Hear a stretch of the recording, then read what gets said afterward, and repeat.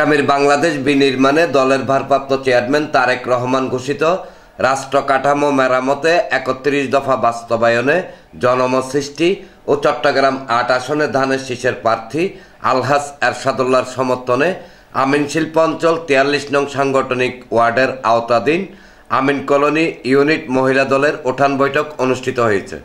শুক্রবার বিকেলে ওয়ার্ডের আমিন মাঠে আয়োজিত অনুষ্ঠানে প্রধান অতিথি ছিলেন চট্টগ্রাম মহানগর মহিলা দলের সভানেত্রী মনোয়ারা বেগম মনি। প্রধান বক্তা ছিলেন চট্টগ্রাম মহানগর মহিলা দলের সাধারণ সম্পাদিকা জেলি চৌধুরী।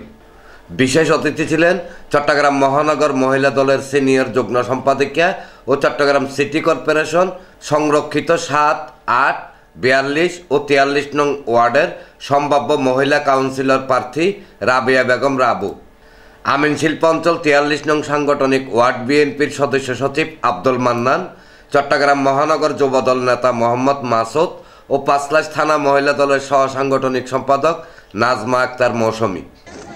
আমরা এরশাদুল্লাহ ভাইয়ের জন্য আজকে ভোট চাইতে এসেছি, কার জন্য ভোট চাইতে এসেছি? এরশাদুল্লাহ ভাইয়ের জন্য। এরশাদুল্লাহর মার্কা ধানের শীষ মার্কা, ধানের শীষ মার্কা। এরশাদুল্লাহ ভাইয়ের মার্কা ধানের শীষ মার্কা, মার্কা চাই। ইনশাআল্লাহ আপনারা আগামী দিনে এমন সুন্দর সুষ্ঠু একটা বাংলাদেশ পাবেন, মেরুদণ্ডহীন বাংলাদেশ পাবেন না। তারেক রহমানের নেতৃত্বে একটা সুন্দর বাংলাদেশ পাবেন।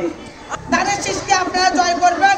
প্রত্যেকটা এলাকার মা বোনকে আজকে যারা আছেন তারা সবাই ধানের শীষ মার্কা ভোট দিবেন, এরশাদ ভাইকে জয় করবেন। আমাদের মহিলা দলকে সাংগঠনিকভাবে শক্তিশালী করার জন্য আপনাদের কাছে আমরা অনুরোধ করছি। ওই যারা এখন দাঁড়িয়ে বললাম ভোট চাইতেছে তারা সব আওয়ামী লীগের ভিতরে লাউজ করে ঢুকে গেছে। এখন নাকি ওরা মানুষকে বেশ টিকিট দেয়। আমরা আসলে যে একটা বাড়তি পাইছি এরশাদুল্লাহ ভাই, আসলে উনি অনেক ভালো মানুষ। ওনার মতো নেতা যদি আমরা বাস করতে পারি আমাদের এলাকার উন্নয়ন আমরা বলতে পারি উনি করবে। আমিন কলোনি ইউনিটের সভাপতি আলিয়া বেগমের সভাপতিত্বে অনুষ্ঠানে আলীনগর ইউনিটের সভাপতি নূরজাহান বেগম, সাধারণ সম্পাদক লাকি বেগম, হামজারবাগ ইউনিটের সভাপতি পাখি বেগম, সাধারণ সম্পাদক আয়েশা বেগম এবং জাহেদা বেগম, লাইলি বেগম, মনোয়ারা বেগম ও মুন্নি বেগম সহ আরও অনেকে বক্তব্য রাখেন।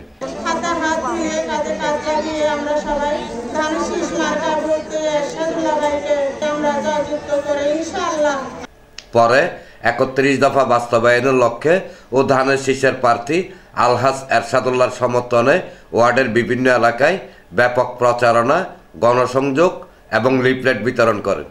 ডেস্ক রিপোর্ট, প্রগতি 24 টিভি।